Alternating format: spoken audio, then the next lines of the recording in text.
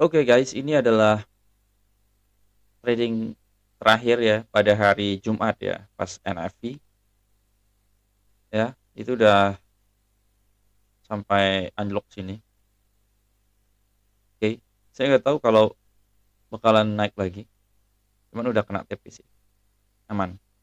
Ya, ini gerakan ke atasnya jauh lebih tinggi ya dibanding ke bawah. Ya, aku nggak tahu kenapa. Ini ada news-news tertentu yang bisa memicu gerakan jadi signifikan dibanding ke bawah. Oke, yang jelas kita jangan terlalu greedy. Kalau kita udah cuan di sini jangan trade lagi. Ya, oke. Kalau greedy udah tahu kan musuhnya trader. Kalau greedy pasti hilang, pasti habis duitnya. Nah sekarang untuk pagi hari ini kita kemana sih arahnya? Gitu. Untuk sekarang saya melihat di sini masih terjadi sideways di time frame 5 menit. Jadi nanti kita coba ulas di time frame yang lebih besar, yang lebih berbeda gitu ya, untuk mendapatkan cara pandang atau perspektif yang berbeda. Oke, kita akan mulai jelasin mengenai indikator. Indikator supply and demand atau support resisten, supportnya ini, resistennya ini. Sekarang price sedang bergerak di tengah-tengah. Oke. Jadi menurut saya ini adalah momen yang tidak tepat untuk kita masuk ke market. Berikutnya ada namanya super trend yang ini, yang ada tulisan buy sell ini. Oke. Sekali lagi saya gunakan indikator ini bukan untuk kita mulai entry langsung, tapi untuk menjadi acuan ya bahwa ada gerakan-gerakan tertentu atau buyer atau seller ini lebih condong atau cenderung bergerak kemana, ke atas atau ke bawah, seperti itu ya. Jadi menurut saya sekarang indikator super trend ini masih terlalu banyak false-nya ya, masih terlalu banyak false, itu kesalahan. Bisa dibilang apa ya, ini kekeliruan. Jadi dalam mode sideways atau konsolidasi ini tidak bekerja. Oke, jadi kemungkinan akan ada pergerakan kalau sudah bergerak di atas 49, 49.50. Ini baru dikatakan bahwa ada sedikit pergerakan ke atas. Tapi kalau selama dia belum bergerak ke sini, ini agak sedikit worry karena kita ingin melihat beberapa candle yang dijadikan sebagai acuan bahwa buyer ini bergerak ke atas. Terus kalau ke bawah kemana? Ke bawah berarti dia akan masuk ke area demand atau area support di bawah. Kita tahu di sini di time frame 5 menit ada 27. 27 ya 27 29 lah. Nah, ini adalah area batas area support ya atau area demand area. Oke, lalu apa lagi? Ini untuk garis apa ini namanya ya?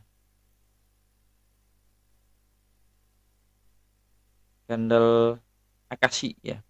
Benar nggak sih namanya? Nggak bisa terlihat. Ini salah satu indikator juga. Namanya Smooth Heiken Ashi. Smooth Heiken Ashi. Jadi kalau ya ini momentum ke atas sangat besar sekali. Ya. Terlihat dari body-bodinya. Semakin panjang bodinya, semakin besar peluang untuk turun. Untuk naik.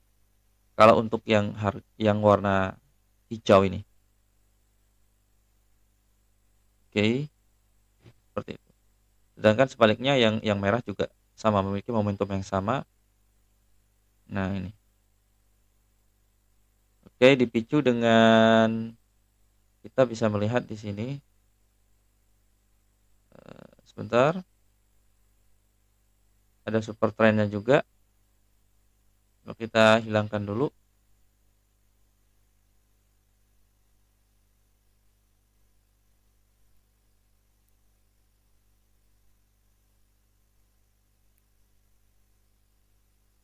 Nah, ini dia.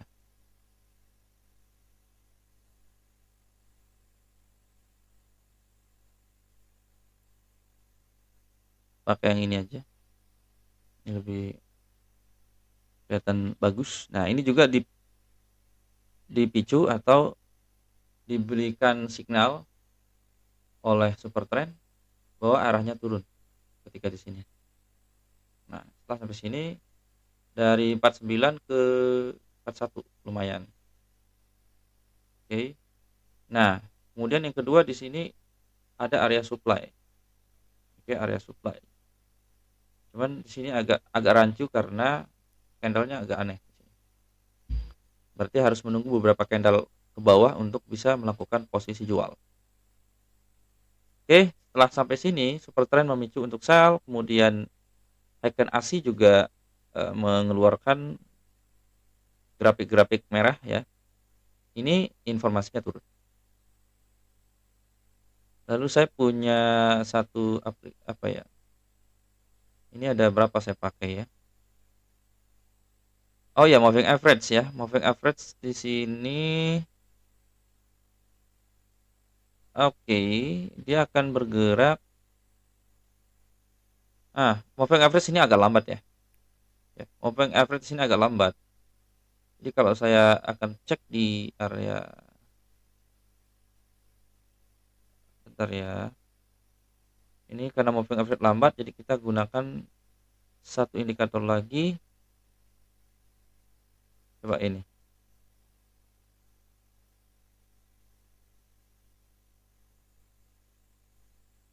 Oh, nggak bisa. Berarti ini kita hilangin. Kita pakai ini lagi. Bisa ya.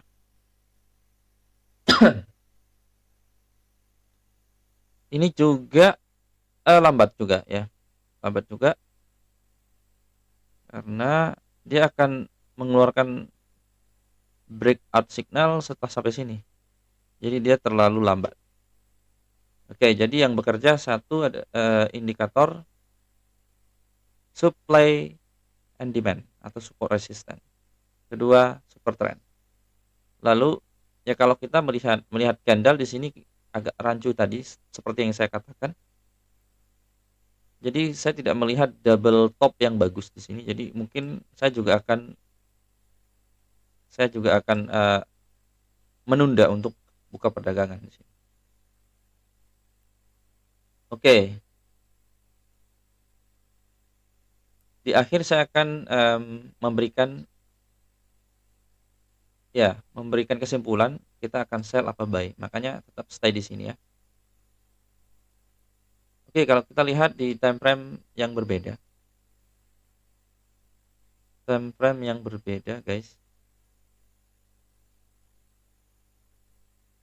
Oke, di sini saya juga ada area trend line di sini. Nggak sampai, kemarin juga nggak sampai di sini. Ini area sell yang sangat oke sih kalau misalnya dia sampai ke atas. Cuman kan perjalanan ke sini kan kita nggak tahu kapan gitu kan. Bisa jadi naik sampai sini turun lagi bermuara di sini. Dia belum sempat sampai ke sini. Cuman kalau mau nunggu swing terlalu lama sih. Oke, di sini masih rancu. Akibat dari news kemarin turun, terbang, turun lagi. Sekarang terjadi sideways atau konsolidasi. Terus di time frame 1 jam ini lebih mendekati dari area demand. Oke lah. Untuk jangka pendek. Kalau untuk melihat gambaran besarnya ini jauh sekali. Malah terlihat di sini terjadi sideways, setelah itu dia akan anjlok. Ya kan? Nah, kita nggak tahu apa yang terjadi ketika kita memperkecil melihat dari jauh gitu ya. Bahwa grafik ini nih seperti ini, guys.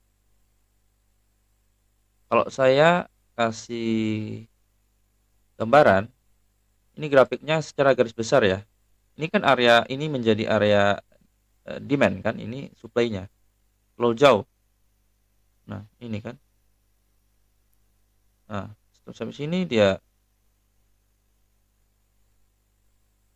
naik lagi, turun lagi, naik lagi, turun lagi. Nah, sekarang kita nggak tahu dia mau kemana. Next mau naik lagi atau bagaimana, ya kan?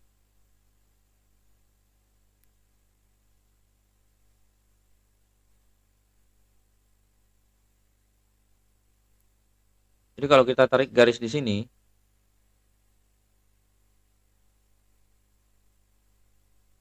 dia udah selesai harusnya. Kalau misalnya break, ini secara 1 jam yang garis besarnya ya. Kalau misalnya ini break, ini saya bikin lagi. Kalau ini break, ke sini, ada peluang dia akan melakukan penurunan sangat besar sekali di sini. Nah, tapi kan ini kan secara garis besarnya, kalau kita melihat dari kacamata yang jauh gitu ya. Bisa terjadi, bisa iya. Bisa terjadi, bisa tidak. Nah, persoalannya sekarang adalah kita kan scalping. Kita melihat dari kemungkinan-kemungkinan dalam jangka pendek. Nah, karena kita scalping gitu kan, intraday. Nah, karena di goal ini kita profit 30-50 pip aja udah cukup sih. Aku nggak terlalu cari yang terlalu lama gitu ya. Karena aku tidak nyaman begitu trading terlalu lama. Jadi cukup aku cari berapa persen aja. Oke, dengan resiko yang sangat minim. Jadi aku nggak begitu tahan untuk swing gitu ya, terlalu lama, hanya sampai berhari-hari bahkan berminggu-minggu, terlalu lama. Oke, kita lihat lagi ke time frame kecil.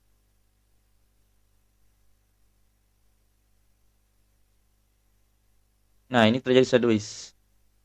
Kalau kita ubah lagi kayak gini nih, dia mau naik kemana nih?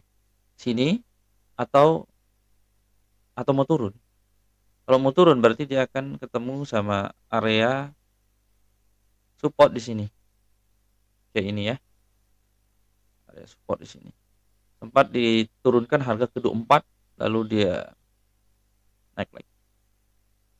Jadi untuk pagi ini jangan buru-buru untuk trading, jangan, mendingan ditunggu aja sampai benar-benar grafik ini strukturnya sudah terbentuk ya.